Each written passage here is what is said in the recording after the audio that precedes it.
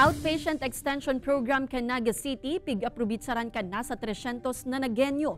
Pira sa mga nag-aprobitsar kan libreng konsultasyon, agrangay ang halangkaw na blood pressure. Uyan report ni Chris Novello. Sa edad na 59 anyos, daw may iniinom na maintenance, agrangay man girari ni Ellen kan Barangay Bagong Bayan Sur Naga City, ang halangkaw na blood pressure. Aminado man ini na nasa dugo na kan sa indang pamilya anhelang na hypertension.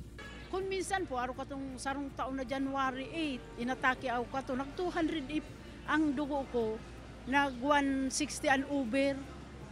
O, pag sige lugog po kung kayang trabaho, nagmamaray-maray, kundi pag nasobra naman garo akong kapagalan, maatake na naman. Sigon sa sarong doktor, posibil magresulta sa mas malalang sitwasyon ang alta presyon, urog na kung mapabayaan. Probably yan sir, hypertensive encephalopathy, may impending stroke si pasyente. May mga nahiling po kayan pasyente ang BP 240 over 140, nagkukurumbulsyon po yan. After a while kayan, paralyzed na po sila. Sigon sa mga doktor, day dapat ipapasipara kan publiko ang simpleng paglangkaw kan blood pressure. Ninhulit mayo ining pinipiling edad. Apwera kan stroke, may papasubot na madalang komplikasyon ang pagkakaigwaning high blood pressure, siring kan heart enlargement, heart attack, dementia asin iba pa. Kaya patanid kan mga doktor, magkaigwaning healthy diet, pag-ehersisyo asin pag-iwas sa bisyo, nganing malikayan ng hypertension.